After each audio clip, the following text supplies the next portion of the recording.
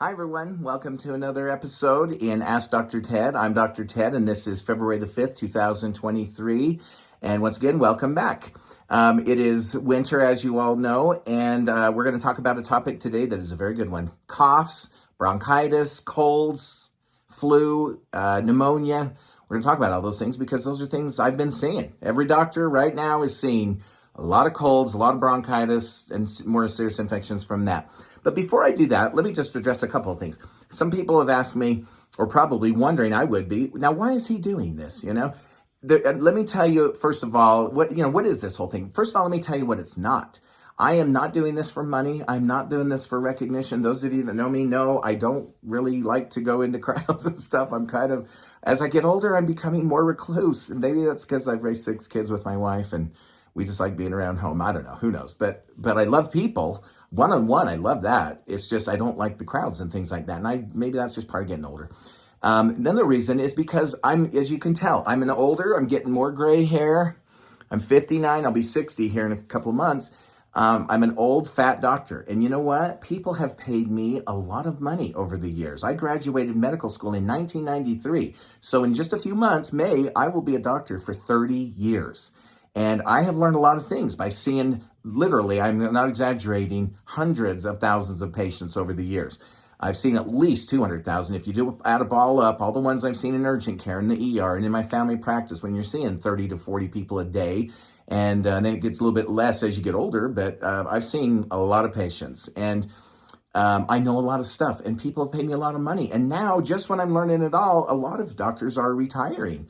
Just when all the knowledge and all that experience is most needed, right? It's harder to get into a doctor. Doctors are retiring, and you know what? I can't blame them. After COVID, it burned a lot of doctors out. And anyway, so I'm not doing it for money. I'm not endorsing anybody, anything. I'll make names of products because that's just what we all see on our counters and on our shelves, and you'll know that name better. And so I'm just gonna use the names. I'm not making a dime. I don't want to endorse anybody. I'm not trying to. My retirement's set. We're doing fine. So I'm not doing it for money. One other thing that was kind of funny is we'll address, like I was thinking, we'll address the elephant in the room besides me. I'm an old fat doctor. I'm trying to be just an old doctor and trying to lose some pounds. Hopefully you'll see that in months to come. But one thing, people were saying, man, those books behind you, that's impressive. And I thought, you know what? I need to just address that. If you watch the first one I had, it was just this plain, our closet door, and the door, it was just plain white. So me and my wife thought it would be better if we, put some shelves with some books. And so a lot of people are like, now what are these two here? And I don't know, this one is my favorite. This is volume 1, which is actually pretty easy. This one's tougher to read, but you'll get through it. And then these ones here on the end, I don't know if you can see these two here on the end. This one's a really good one. That one's a little tougher. Didn't like that one so much. That's what it is. I'm not hiding anything. Those of you that know me know I'm not trying to hide anything. We just thought that was way more pleasant to look at than just me and white behind me. So anyway, let's get started on our topic today. Our first one, before we start though, I want to give a special shout out to somebody named Glynis from England. My daughter Haley lived in England for 18 months, and one of her dearest friends is Glynis. And Glynis from England sent her a text and just said, hey, I'm watching over here in England. I thought that was pretty cool that we have a listener in England. So Glynis from England, welcome. Glad you showed up. Hopefully you enjoy this. And now you're my friend as well. This first question comes from somebody named Morgan. I will use your first name. I won't use your last name. If you ask any questions, ask Dr. Spell it out, DOCTOR, ask Dr. Ted at gmail.com. I'll answer them. And if I don't know, I'll try and find the answer so I can answer it. This one is on coughs for February. Good topic. When should we worry about a young child's cough? It seems like we're limited on what we can give them because they can't have cough medicine. The cough is always worse at night and sometimes sounds horrible. I feel like most of the time coughs are not something to worry about, even though they sound scary. And parents, we all know a cough that sounds like nothing at dinner can sound horrible at bedtime. They suddenly can't breathe, or it sounds like they're going to stop breathing, and you're afraid to let them go to sleep because what if they stop breathing while I'm asleep? That's a good question. Every parent knows what we're talking about. But how do we know for sure? Also, what can we do to help ease their symptoms? And this is from Morgan. So Morgan, and everybody who has children or who has anybody with a body who gets a cough in the winter, right? We're going to talk about a couple of things. First of all, let's go over the normal anatomy, okay? here we have a picture of, let me use my little pointer here. Here we have a picture of just normal anatomy. So here we have, sorry about the reflection there. Here we have your trachea, right? When you take a breath, it goes in your trachea, your windpipe. It goes in your windpipe and it goes into your lungs, right? And so it goes from your trachea into two bronchi. Can you see that there? It's probably backwards maybe on there, but it says it's bronchi. These are smaller. They're just like the windpipe, but they're smaller and they get smaller and they keep branching and branching and branching until they get to the very bottom when you get to these things right here. These are little air sacs called alveoli. And I'm not sure if that's, to me, it's looking backwards. So I hope it's not backwards for you guys. But if it is, it doesn't matter because we're going over it right now. Here's what happens at the very bottom of at the end of the line, right? Oxygen comes in through these tubes and goes your air when you breathe it in. The arteries bring blood from the heart full of oxygen, and they go over here. When we cut this open, you'll see the oxygen from you just breathed in jump into the blood, and the blue has carbon dioxide. It jumps out of the blood and that gets taken back to the heart from the veins, right? Arteries go away from the heart, veins go back to the heart. And while they're here, they just flip places, right? The oxygen jumps out of your lungs into your bloodstream. The carbon dioxide from your bloodstream jumps onto the blood vessel, and then it takes the carbon dioxide out and you breathe out. You breathe out carbon dioxide, you breathe in oxygen, you breathe out carbon dioxide, and it all takes place right here at these little sacs that are full of air. Right? They're dry in here. What if you got fluid in here, right? What if you drowned in the lake or got fluid in your lungs because of you got under the water and took a breath, right? Or you drank milk or water down the wrong tube and it went down your windpipe, down those bronchi and ended up here. Or you have a disease where it's just filling up your lungs, filling up these sacs with your own body fluids. There's dozens of ways how these can become filled with fluid. Well, when that happens, what happens to the oxygen and carbon dioxide? They can't change places. So you breathe in oxygen and it doesn't get to the blood. And your blood comes back full of carbon dioxide and it can't change oxygen. So it leaves and goes right back to the body full of carbon dioxide. And that tells your brain, we can't breathe. You know that feeling when you can't breathe. It's horrible. You feel short of breath. You feel like you can't breathe. It takes seconds when your body starts to alarm you. We're not exchanging oxygen. You better do something. Okay. So one of the ways that can happen is this. Let me show you a normal bronchi, okay? This is a normal bronchi. So here we're showing you the tube coming down. Now we're going to cut the tube and we're going to look down the gun barrel, look right down the gun barrel where the air usually goes through, right? Our air goes through there. Can you see how thin the wall is? Nice and thin. There's plenty of room for air to go in and out, in and out. Look at this. What does this look? It looks like licorice wrapped around the outside of the tube, right? Those are involuntary, meaning you can't control it. Involuntary, smooth muscles. They have a mind of their own. They constrict when they want, squeeze when they want. And if they squeeze when you don't want them to, what happens? It can shorten, it can make that gun barrel smaller. It's harder to breathe. So bronchitis and asthma are very similar. Look at this. This shows you a comparison of a normal bronchi and one with bronchitis or asthma. Same thing happens in asthma, except for one other thing. First thing, notice, look how thin the wall is here, and look how thick the wall is here. This is inflammation. It's like your immune system goes in and says, hey, there's a problem. We better fix this. And it activates all these chemicals which make everything swollen and red and irritated. Like when you fall and scratch your hand, right? It's going to get worse before it heals. It's going to get red and swollen and thickened. Well, that's what happens when you got bronchitis. It can happen from a virus, from a bacteria, from pollutants in the air. If you're allergic to something and you breathe it in, it can get in there. If you're allergic to a bee and a bee stings you, this can happen all on its own just from the blood coming to the bronchi.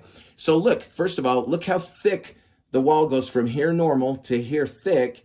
So this open space called the lumen is much smaller here than here. So how's this going to fill if your lungs are doing this? Thick walls, everything's inflamed. And look at the worst time, what happens? What's this yellow stuff? That's mucus, right? We all know what that is. And what happens when you get fluid in your lungs, like we talked about? right? You drink milk or water down the wrong tube. You can't stop coughing until you clear out this mucus or water or whatever you have, lake water, milk, because you can't exchange oxygen. So your body's smart. Get that liquid out of here or we can't breathe. We can't change oxygen and carbon dioxide. So what do you feel like? You feel like, well, first of all, you do this, right? You cough. You cough until you cough out all that mucus. You cough out a big green or yellow or mucus, loogie, whatever. And what happens? Does it not stop producing mucus? No. In 10 minutes, you're still secreting mucus. You make another loogie, and then you fill up your bronchi again. And that's what happens with these things. They squeeze, and people with asthma will say, I feel tight. The difference with asthma, let's go back to our asthma picture here. Asthma is, look what the licorice is doing, right? Here it's relaxed. Here it's squeezing the tube. So people with asthma will say, besides the cough, and I feel like I can't catch my breath, it feels tight. My lungs, they'll come in and just go, I just feel tight, and they're wheezing. When they breathe, this is silent. Listen to me when I'm breathing normal. If you want, you can make yourself wheeze. Just breathe real fast and it'll make it constrict. Listen. That's wheezing. I'm doing it on purpose because I'm breathing real fast. What if this was just doing it on its own because this licorice right here was constricting, right? So what do we do when you come to the ER or the urgent care or anything else? If you are in trouble like this one and you feel like you can't breathe and you're tight, we give you this. You've seen this. People with asthma know this. This is I think it's backwards, but albuterol inhaler, right? We've all seen these inhalers. You put them in your mouth like this and you squeeze as you're breathing in. You can YouTube this. That's why I put this, YouTube. If you ever need to use an inhaler, watch a video on this because it's not, you don't want to spray it on your tongue. You don't want to go and then spray it and it goes all on your tongue. You want it to go in your lungs or it won't work. And when you squeeze this and you put albuterol in, you know what that does? It causes this spasm of this muscle. When you breathe that albuterol, it makes this muscle relax. And it's immediate. People will come in and we'll give them a breathing treatment or use your inhaler. Ask anybody with asthma. And they immediately go from this to this. But we haven't done anything about the inflammation and the mucus. These walls are still thick. This mucus is still there. So albuterol is the first thing we do. That inhaler, and when you go to the ER, we give you a thing and you smoke the peace pipe, right? It's that mist. And it's immediate. I mean, you watch people within literally a minute or two, and they're like, oh, thank you. I can breathe again, right? But we still have this guy to contend with, the mucus and the inflammation. So the other thing we give that the doctor can only give you is this, prednisone. I hope that's not backwards. I need to figure out a way if that's backwards. Prednisone. Prednisone is a chemical that causes that inflammation to go away and dries up the mucus. And let me tell you, it works. It's amazing. It's slow. I think I even wrote it on here. Slow onset. Everything's backwards. It's slow onset. So you got to give them prednisone or hydrocortisone or solumedrol, a steroid hormone. It's not a bodybuilder steroid. It's an anti-inflammation steroid to turn all those battle going on between your immune system and whatever germs or whatever thing you got exposed that's making everything swell and get mucus. You want to turn that off with prednisone. But that can take 3-4 hours. So you use albuterol, the inhaler, or you come to the ER and we have you smoke the peace pipe with that mist, albuterol, and that relaxes it. That buys you time while we give you prednisone in your mouth or in your IV, and then that gets rid of the inflammation. And until the inflammation is gone and the mucus is gone, you will be coughing because your body's smart. It doesn't want fluid in there. It doesn't want mucus or fluid or milk or juice or anything else you might breathe in there. It wants it out. So you will cough until that's gone. There is one thing you can do in the back of your brain, in the medulla, the brain stem, the very primitive part of the brain. You can give a chemical which will turn that cough center down. You can make people who are coughing not cough so much or not cough at all. The problem is, here's your breathing center, here's your respiratory center, here's your conscience center. They're all next door neighbors. So anything that will turn down your cough will also make you sleepy. It can make you sleepy. It can also make you quit breathing. And that's the concern, right? The opioid epidemic.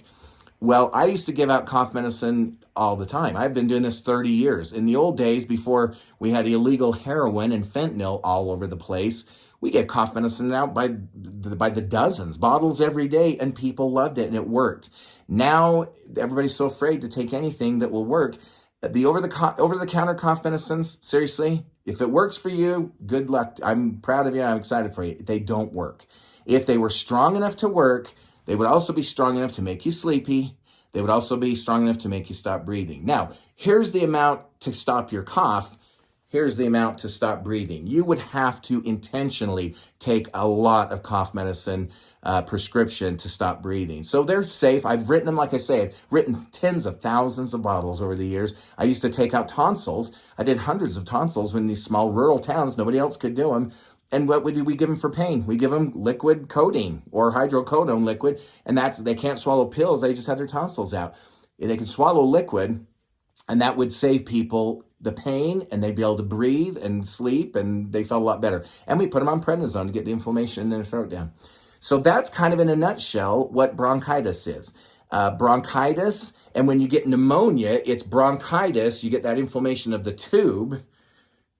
So bronchitis is this without the muscles squeezing like asthma. Asthma, these muscles squeeze. Bronchitis is this when you get so much mucus in your lungs that you start filling these up with water.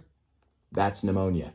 When you get fluid in your lungs because of an infection, that's pneumonia. And that gets picked up by your bloodstream. The bacteria, just like people, we eat and drink and we go to the bathroom and we flush it into our plumbing system. Well, bacteria and yeast and funguses and viruses, they eat and drink and they flush their waste products right into our bloodstream, right? And that's why when you get pneumonia or bronchitis, you get a fever and you don't feel good and you know you need to go in and be seen. That's the in and out nuts and bolts of asthma, bronchitis, pneumonia. It's caused by something that makes everything get inflamed. We can treat it. We have oxygen, albuterol, prednisone, antibiotics if you get bacteria causing this. So if you get a cough and you're not short of breath and you're just annoyed, you don't necessarily have to go in. I tell everybody with a cold, give it at least 4 or 5 days. Everybody gets a cold every winter. You do not have to go in for a cold. If you feel short of breath, if you can't breathe, if you feel tight in your chest, you've got to go in. I mean, right? Worrisome symptoms. You know it's more than just a cold. So that's the story on that one. Okay. One last thing, and I know I'm not covering everything. I can't cover everything. They write books on this stuff. Let me read you one more question. This one is from Brian. This is a great question. He says this. What are the red flags for cardiovascular issues in children? So this is the end of bronchitis. If you want to listen to this question, you can, but this is the end of the regular episode on bronchitis and coughs, okay? So the bottom line on coughs, good luck. I mean, most doctors won't give you cough medicine anymore because everybody's worried about the opioid epidemic. If you find a good one that will give you the good cough medicine that's prescription that works, it makes you sleepy. But what's bad about that? We love our cough going down and we get some sleep. And you're not going to quit breathing, I promise you. You'd have to drink the whole bottle and probably some alcohol with it, and you would know what you're doing. It wouldn't be on accident. And again, it depends on the strength of the cough medicine, blah, blah, blah. Somebody's going to take issue with it. Okay, so red flags for cardiovascular issues. This is Brian. And then he says this. This question specifically regards my young child. And the child is somewhere between the age of birth and 5. This question would answer any of those. Is any degree of arrhythmia normal at that age? We feel it when she's asleep, and it kind of freaks us out. Yes, it would me too. It kind of freaks us out how thumpy it is. We do have her scheduled for a doctor appointment here in a month to get it checked out. Okay, here's the thing with hearts. Hearts are made for one thing. They want to beat. They want to pump blood. Your heart is a hollow muscle, right? It fills up with blood, then it pumps it out. Then it fills, then it pumps. Fill, pump. Fill, pump. There's a couple of things that will be hard for your heart to not pump its blood. One, if some kind of the blood vessels that go to the heart and feed the heart oxygen, if they get blocked, suddenly that's called a heart attack. Your heart doesn't beat very well when it's not getting all the oxygen. It can't beat. Another one is your heart can go into a strange rhythm where instead of you have the top part of your heart and the bottom part of your heart, right? The top part beats, pushes blood from the top of the heart to the bottom, then the bottom part beats and pushes it to your lungs and to your body. So it's kind of like beat, beat, beat, beat. And with the beat is those valves, one-way valves, they'll let blood go one way but not backwards. And when they slam shut, when the heart beats, the blood wants to go back, but it slams shut. That's what we're hearing when we listen to your heart. So it's kind of doop, doop, doop, doop, doop, doop. Sometimes the heart will quiver, or it'll kind of doop, doop, doop, doop, doop, doop, doop, doop, doop, doop. You'll get these strange little early beats. They're called premature beats. You can have premature atrial beats or premature ventricular beats, PACs, PVCs. You can see them on those little things they put on your chest, right? The EKG. We can see the electrical system of your heart, what it's doing by putting little electrodes on your skin. We pick up the electricity of what your heart's doing. And when you take one from this way and another one from this angle, another one from this angle, and one on your hands and one on your feet, you can see what the heart's doing electrically. That's one way we determine if you're having a heart attack. It's not perfect. We also do a blood test to see if you're having a heart attack. But here's the thing. The heart, just like, have you ever had hiccups or have you ever had your eye kind of twitch like this, right? The heart, even though it's supposed to do this, and it wants to do it, it's hard to get a heart to stop. But there's those unusual, rare cardiovascular things that kids can be born with. You usually pick them up in the first hours of life or the first weeks of life. Now, everything's, never say never.